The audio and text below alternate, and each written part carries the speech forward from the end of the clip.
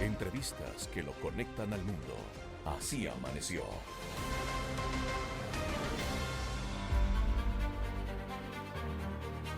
Son las 9 de la mañana con 20 minutos y a esta hora tenemos en la mesa de Así Amaneció a Francisco Tulande. Él es periodista colombiano con trayectoria en medios como RCN y Reuters. Francisco, buenos días, bienvenido. La pregunta de cajón, ¿quién es el nuevo presidente de Colombia? ¿Quién es Gustavo Petro? Hola, muy buenos días, un cordial saludo a todos los oyentes en la hermana República del Ecuador. Gustavo Petro es un economista que militó en la guerrilla del M-19 y que ha estado buscando la opción de llegar al poder en representación de la izquierda y lo ha logrado con una votación significativa. Hoy martes, pues en Colombia estamos respirando un poquito, digamos, un poquito tranquilos en cuanto tiene que ver a la intensidad y el fragor de una campaña que nos tuvo en las urnas y en los medios de comunicación y en las redes sociales y en todos los escenarios, tanto en marzo para el Congreso de la República como la primera y la segunda vuelta que terminó el pasado domingo. Hoy digamos que hay un ambiente de expectativa, de mucha expectativa. El presidente Iván Duque llamó una hora después de conocerse el dato de la victoria de Petro, de la registraduría, al nuevo mandatario, y se van a reunir esta semana para definir los términos del empalme en el gobierno. Petro ha sido un crítico severo de la gestión del presidente Duque, pero esa fue una buena señal y hoy los gremios de la producción, todos los sectores empresariales han dicho que van a seguir trabajando, a producir y que esperan un diálogo con el nuevo gobierno.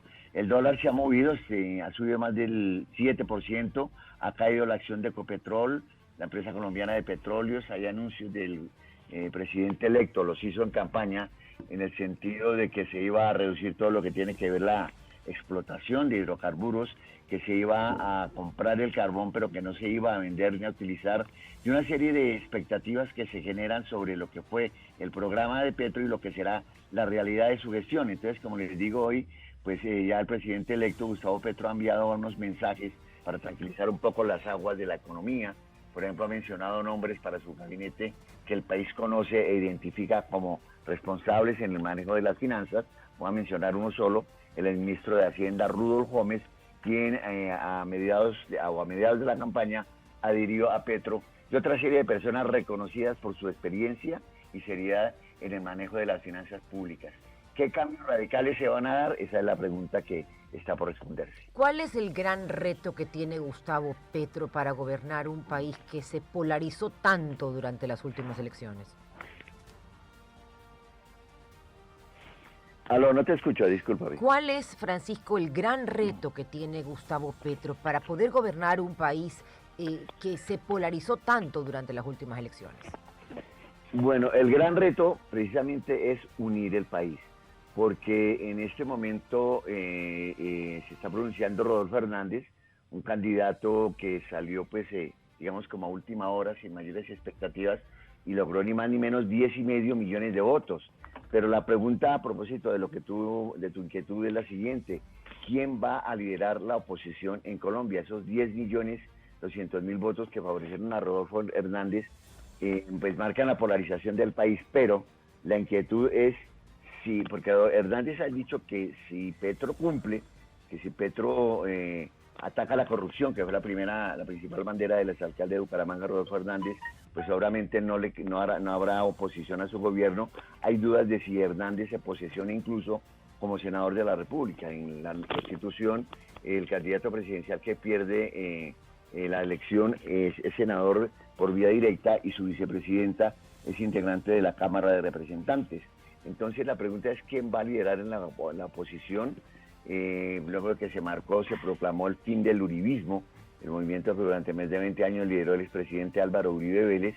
¿Quién es el dueño de los votos de Rodolfo Hernández? Él va a ejercer esa oposición. Entonces es otro de los interrogantes que surge en este momento, al lado de otra inquietud: las relaciones con los vecinos y con un gran socio de Colombia como es Estados Unidos. Ya Estados Unidos ha anunciado en los contactos que ha sostenido, la llamada que recibió del secretario de Estado, el presidente electo, Estados Unidos ha dicho que va a dialogar con el nuevo gobierno sobre todos los frentes. Estados Unidos es el principal comprador de las exportaciones colombianas, no lo olvidemos.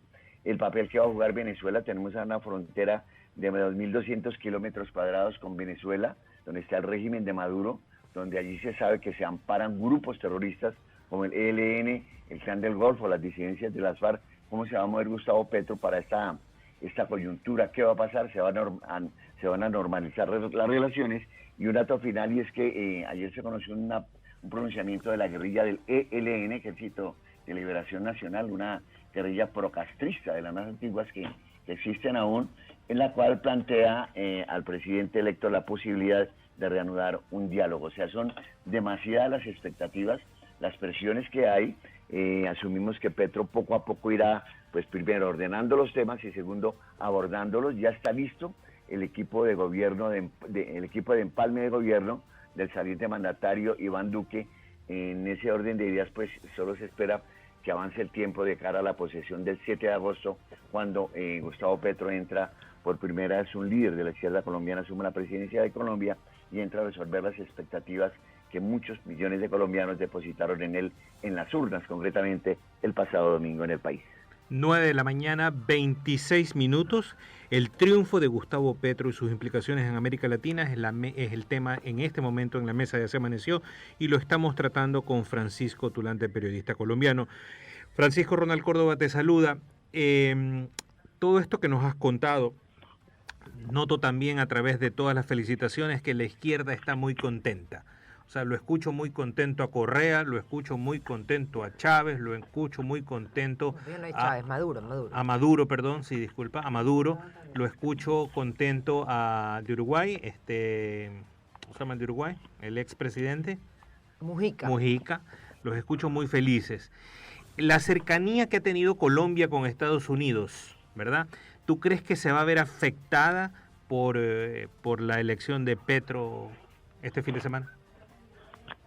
Bueno, yo en lo personal pensaría que no. Como les decía, Estados Unidos es el gran socio de Colombia. Aparte de ser un gran socio comercial, es un aliado estratégico. Recordemos pues todo lo que ha representado la relación bilateral de Colombia y Estados Unidos, que hace un par de semanas fue celebrada con bombos y platillos con la presencia del presidente Iván Duque en Washington. Hay un punto clave y tiene que ver con el Tratado de Libre Comercio que en el año 2002 o 2004 se firmó entre esas dos naciones. El presidente electo ha dicho que es partidario de que se reforme ese Tratado de Libre Comercio porque está afectando a empresarios y productores colombianos. Pero ¿qué pasa? Que los TLC no son, es decir, no se pueden modificar. Hay unas cláusulas especiales. Vamos a ver cómo se flexibiliza la postura de Estados Unidos para determinar qué ocurre realmente con este tratado. Pero más allá de lo que yo llamaría esta camisa de fuerza, deberíamos pensar en la perspectiva de que el comercio, en estas dinámicas del año 2022 y de este mundo tan volátil y tan ágil, tan cambiante, pues tiene otras perspectivas, otros escenarios, otras toldas, otros techos, y no necesariamente el punto de negociar o no negociar un tratado de libre comercio puede alterar las relaciones. Ya, como les digo, el presidente electo Gustavo Petro ha tenido contactos con el gobierno de Estados Unidos y el anuncio categórico de Washington es: vamos a hablar de todos los temas. Entonces, retos, pues amainar la polarización, generar confianza. Hoy la vicepresidenta Francia Márquez dijo en una entrevista de radio esta frase que es titular en varios medios digitales: no vamos a expropiar a nadie, que es uno de los temores que había y que se usó en la campaña al estilo de Chávez, el expropiese, el hecho de gravar con altos impuestos a los sectores productivos o a las maquinarias empresariales, que son las que generan empleo. Entonces eso es lo que se está debatiendo. El tono del propio Gustavo Petro, el presidente electo, y de sus asesores de campaña se ha morigerado un poco en redes sociales y sigue la carnicería de las ofensas. Realmente la campaña se convirtió en redes sociales en una cloaca. Ustedes me disculpan la expresión, pero el grado de saturación y de indignidad que se llegó en redes sociales no tiene parangón, y por eso no hay duda de que esta ha sido una de las campañas más sucias que ha habido en la historia política de Colombia y de pronto de América Latina. Y eso fue lo que resaltó el jefe del equipo negociador del gobierno con la guerrilla de las FARC, que firmó el acuerdo de paz, el señor Humberto de la Calle Lombana, hoy senador electo, en el sentido de que si algo hay que limpiar del país son los odios, la estigmatización y el tono de ofensa que ha caracterizado a un país dividido políticamente, pues que ahora entra en una nueva etapa, ojalá de mejor entendimiento, porque lo único cierto, y es lo que concluyen algunos editorialistas, es que a pesar de la tendencia ideológica que entra a la Casa de Nariño el 7 de agosto, aquí nos toca remar para el mismo lado, porque las cosas no están fáciles a nivel mundial. O remamos para el mismo lado o nos hundimos, parece ser la conclusión. Ojalá que Francisco Tulande tenga razón, como escribió un amigo mío, un muy buen amigo mío este fin de semana en Twitter: Dios bendiga a Colombia.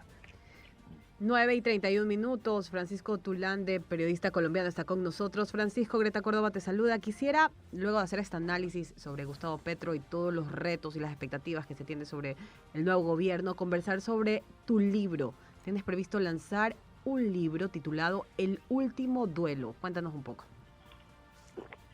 Bueno, sí, es una de las veleidades, digamos una veleidad literaria. Yo pienso que los periodistas que hemos trajinado los países y la vida con una grabadora, debemos dejar alguna huella, algún testimonio sobre lo que se ha sentido y se ha vivido en estos países donde ocurren tantas y tantas cosas como nuestra querida Latinoamérica, y bajo la premisa de que aquellos que olvidan su pasado están condenados a volverlo a vivir. Entonces, en este texto, en este libro que se llama El Último Duelo y otras crónicas, he condensado algunas vivencias personales con un trabajo de investigación y rasgos históricos de episodios que han marcado, digamos, la humanidad y la vida de Colombia.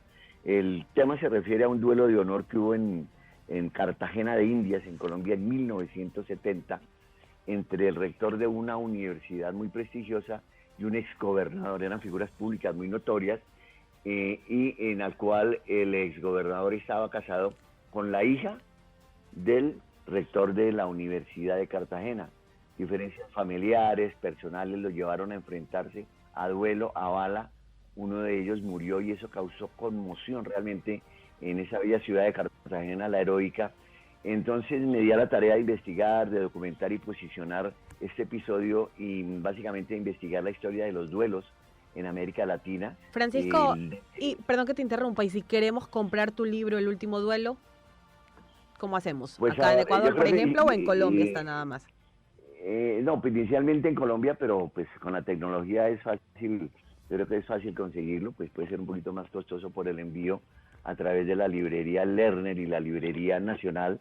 Buenísimo. Y digamos la otra historia, para mencionarte, otra historia interesante tiene que ver la experiencia que tuvimos en la guerra de Ruanda, donde murió 1 millón de personas a machete. Es una guerra étnica en el año 94 que no debió ocurrir y que transcurrió dolorosamente con ese altísimo número de víctimas, con la vista gorda de las potencias del mundo. Entonces lo que quisimos hacer fue rememorar eso, contarlo, abrirle los ojos a la gente de cómo no nos podemos seguir matando unos a otros en este mundo, algo así relacionado con ese tema. Y un punto final que les quiero mencionar es una historia sobre el narcotráfico, sobre la vida de un jovencito de una familia de buena condición económica, bien educado, que cae en el mundo de la droga. ¿Qué sucede aquí? Perseguimos a los narcotraficantes, matamos a los narcotraficantes, incautamos los cargamentos de cocaína. Si lo capturan, el narcotraficante o paga un gran dinero al Estado, sea cual sea, o simplemente paga cárcel, pero nadie se acuerda de las familias que han perdido a sus hijos en la infamia del narcotráfico. No hay familia en Colombia, creo yo, que no haya sido tocada por este terrible flagelo, y eso queda, digamos, que impune, no pasa nada, y día a día se pierden nuestros muchachos en las puertas de los colegios, en las puertas de las universidades, y nunca pensamos en ese impacto social que genera para una familia, para el gran componente de una sociedad, el tema del consumo de las drogas, y los estados como que no hacen mayor cosa por reparar a esas familias. Francisco, te agradecemos mucho por haber estado con nosotros esta mañana. Francisco Tulande, periodista colombiano, hablando sobre el triunfo de Gustavo Petro y sobre su libro El Último Duelo. Son las 9:34 en todo el territorio continental ecuatoriano.